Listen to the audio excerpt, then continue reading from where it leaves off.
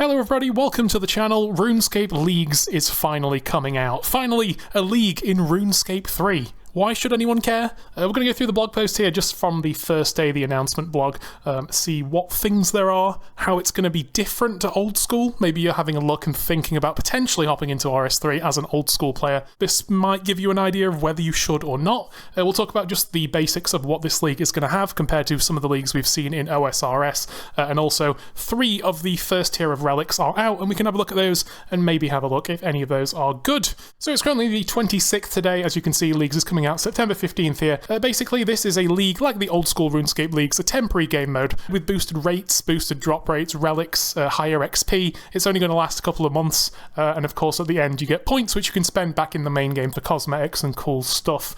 So League's Catalyst is what they're calling this first one ever in RuneScape 3. We'll have to see how this goes because they've never made a league in this game before. Obviously they're heavily inspired by the old school leagues, it's very much the same format, but it's a very different video game at its core. So we'll have to see how that translates, because a lot of the things you might have seen before in like old school RuneScape, a lot of the relic powers and stuff in that game, they're already in RuneScape 3, like the base game.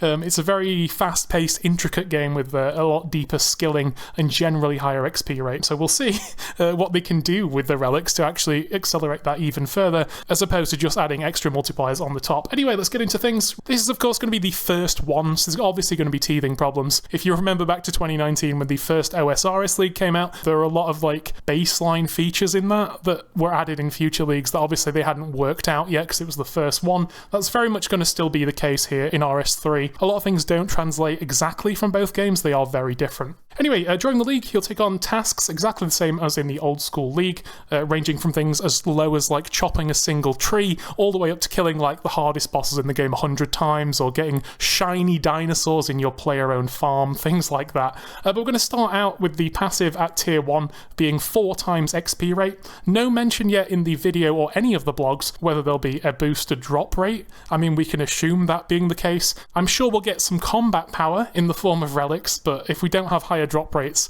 it's not going to be very fun. So I'm assuming there'll be a couple of times multipliers, and I will assume the XP probably is going to go up to something like 12 or 16x at that top level like it does in old school. But as of today, there's only this information here out, so we'll take a look in the next couple of days and see what they reveal. Anyway, yeah, Catalyst League, there's not going to be any area locks, so it's going to be the full game, the RS3 map as you're used to. If you're an old school player, there's no Karend, Zaya, places like that, no Varlamore, and Fossil Island's very different as well, but otherwise it's the traditional Gilnor that you know and love. Very funny that they do have to mention here in the blog there'll be no treasure hunter, because that is obviously such a big part of RuneScape 3 and what people think of when they think of this game. So they're just saying no microtransactions, nothing, and you'll be an Iron Man, no player-to-player trading, so no grand exchange, no helping other players out, although you will be able to do group PVM. There are obviously some group bosses in RS3 that you can't solo, like the brand new Mascot boss and a bunch of others, so there will be group PVM, I'm sure, as part of this league. But yeah, you're going to be an Iron Man with no trading.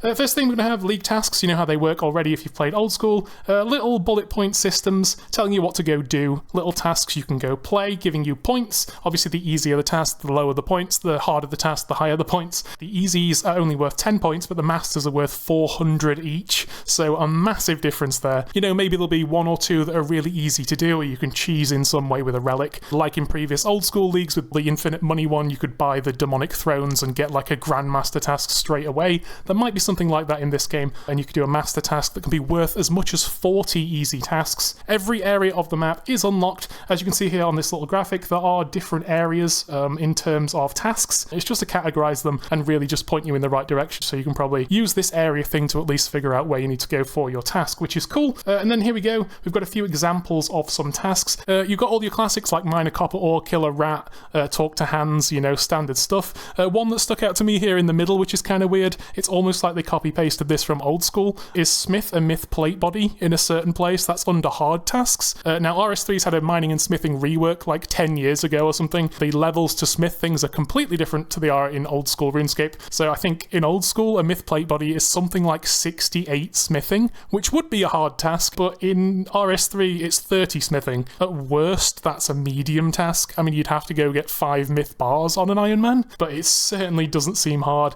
It's up there with a boss kill and doing Fairy Tale 2. I think if you really tried and you picked the mining relic straight away, you could probably do this hard task here within the first 10 minutes of the game easily, so something to think about there. And then a couple of others, like of course kill the classic Lesser Demon in the Wizard's Tower, and other fun things that have been in classic OSRS leagues before this, which are making a return as a bit of a throwback, so that should be fun. Relics, as you know, we've got the traditional system from old school RuneScape. We've got a passive that you get at each tier. Can't really see on the graphic, but at tier 1 there you get 4 times experience, and then you get your choice of the 3 infernal tools, kind of like the previous old school league. We've got Animal Wrangler coming back. That was in the last league. I guess we'll cover these now. We've talked about the baseline of the league and what it is. All 3 of these, they give you a tool for one of 3 skills, and it gives you basically the ability to auto-process stuff, more success chance, and auto-banking for the goods gathered from the specific skill. But it is worth mentioning, of course, RS3, once again, a completely different game to old school, and a lot of the traditional effects you'd see in Relic powers already exist in the game. So, for example, automatically sending things to the bank. You can already do that if you craft items called Signs of the Porter, and you can automatically send all gathered resources from gathering skills to the bank anyway. So just a little bit of quality of life there, but not something you're going to completely miss out on if you don't pick one of these 3 specific relics. So relic number 1, Animal Wrangler, of course. We had this back in the previous old school league. This one gives you a versatile fishing and hunter harpoon, again, same as in old school RuneScape, but I feel like they've just kind of copy-pasted this from OSRS without giving it that much thought in terms of the game that RS3 is. What it does, it gives you a massive 50% increased catch rate on all fish. That's actually insane. Of course, starting out with a 4x XP rate, you're going to be absolutely rocketing through fishing with this thing. It also gives you no bait required, which again is a thing you can earn in RS3 anyway. So if you don't take this relic, you can already get baitless fishing quite quickly. The other thing, the catch rate's really good, but you don't really need to fish that much in this game, honestly. There's a lot of bosses that can drop noted raw food, God Wars 2 being a great example, so gathering your own pre-cooked fish, while good, is not super essential, and that is one of the other features of this relic as well. Not only can you bank stuff, you can toggle auto cooking, which I'm assuming will give you cooking experience as you fish, which is nice in AFK, but it is also worth saying there is already an archaeology power in the base game of RS3 that allows you to toggle on this effect anyway, so it means you don't really have to take this relic, but it does give you the ability to get almost unlimited food from the off, so you never have to worry about it if that's something you want to go for. Again, relics that are all about how you want to play rather than what's efficient. Fish, get it? But yeah, I think this one will be interesting, but I think of the 3, it's probably the weakest. That's just the fishing side of it. Of course, there is also a hunter side of it, but you really, once again, don't really need to do any hunter in this game. The meta is just to get to 75 or whatever and start doing big game hunter after that, or just AFK catch moths, which doesn't require any hunter traps. Sending hunter catchers straight to the bank's kind of pointless, because almost everything you hunt in this game is stackable, like Grenwall spikes or chin chompers or whatever, so banking them makes no difference. You're only saving 1 invent space by doing that, but you do always get double hunter loot. You could go do charming moths, for example, and you could gather double the charms per hour and make summoning pretty free, but again, you can get charms all over the game very easily. So yeah, Animal Wrangler, not the best out of the 3. I think it's kind of the weakest of the 3, but we'll take a look at the other 2 and you can make your mind up for yourself. Divine Woodcutter is the second tier 1 relic coming in this league. As you can see, it's divination and woodcutting combined. This relic gives you a powerful hatchet that not only chops logs but can also burn them instantly. Worth mentioning once again, instantly burning woodcutted logs is an effect you can get in RuneScape 3 in about 3 different ways. If you complete the secondary Prifdinous quest, the one after you unlock Prif with 80 in all stats, and then you do unlock a prayer that you can turn on, and as long as you have prayer points, it automatically instantly burns all the logs you chop. Instead of needing an entire relic to get that effect, you just need 1 or 2 prayer potions per hour. That's kind of useless, and also fire making's incredibly easy in AFK to do anyway. This game has bonfires, so not massively useful, that one.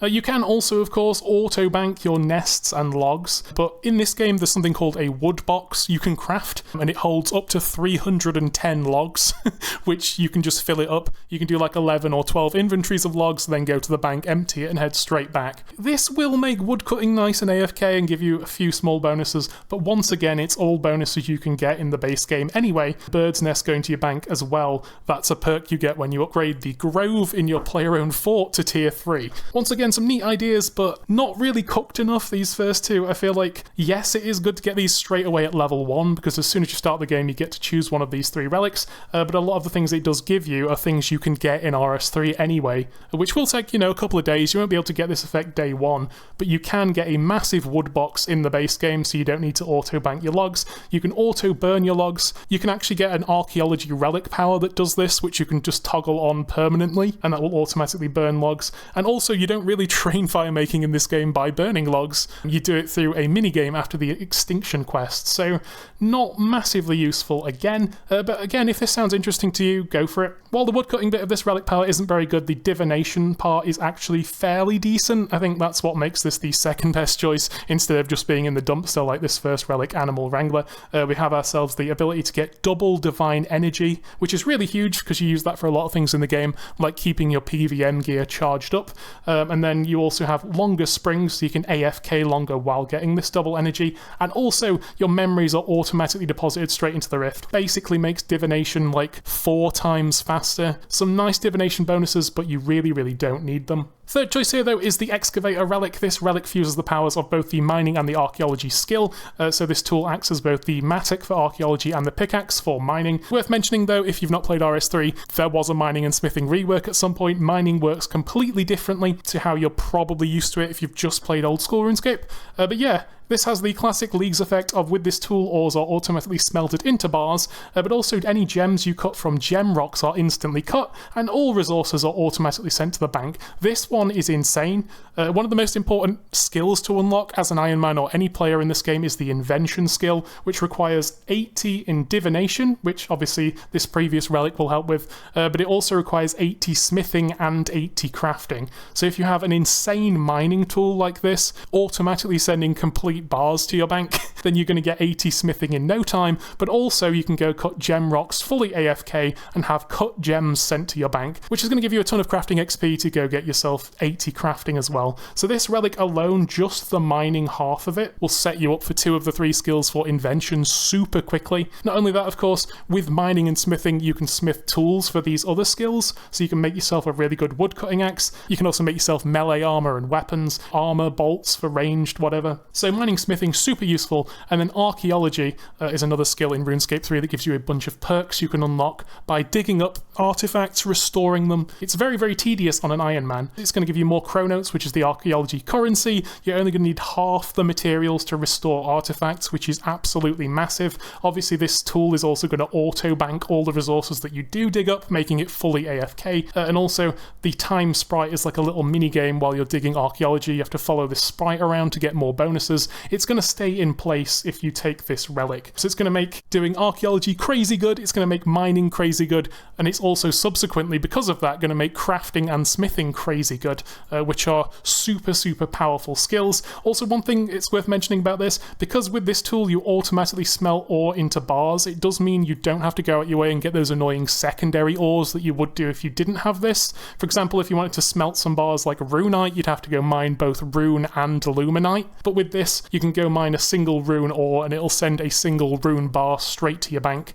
so there's no luminite needed. And also, if you have played this game and you know about primal bars, the brand new bar that requires 10 different ores to be smelted together, if this tool works as intended, then you should be able to go to any one of those 10 mining nodes, mine a single ore, and get yourself a primal bar instead of having to go to 9 more spots and smelt them together. So that's going to be insane. This thing, absolutely the best of the 3 relics in my personal opinion. So that's it for the League's relics. As you can see, the rewards from this league are pretty basic. It's your traditional trophies, depending on what rank you reach in the league. The outfit, all of these kind of look exactly the same, except for the colours of this cape and the shoulder pads, but a pretty decent outfit nonetheless. And then a couple of tool overrides, which I'm assuming will be the models of these Trailblazer tools as they appear, depending which relic thing you pick. There's also going to be an aura, a pet, some teleport animations, and combat ability overrides. They're going to do the classic drip feed thing over the next 3 weeks, dropping us 1 relic relic power or tier passive per day until the release on the 15th. I'll be playing, I don't know if you guys are interested in more content like this, bit of a ramble,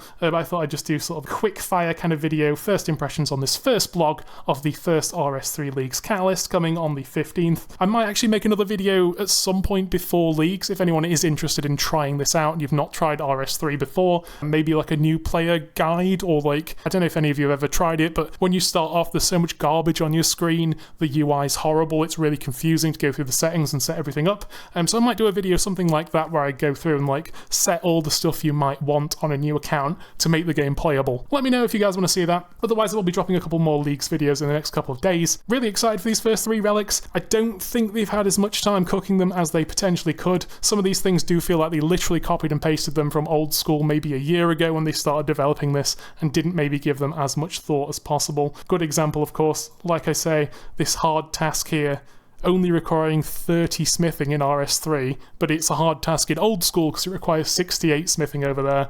I don't know if they thought that through entirely. Maybe there'll be 1 or 2 things like that, maybe there'll be some teething problems, but I do think it should be fun to play nonetheless. I'll be playing, and I might be making content on it, so I'll see you guys then. No more bag only, because kind of got bored of it, but maybe I'll make a finale one day, who knows. Anyway, bye.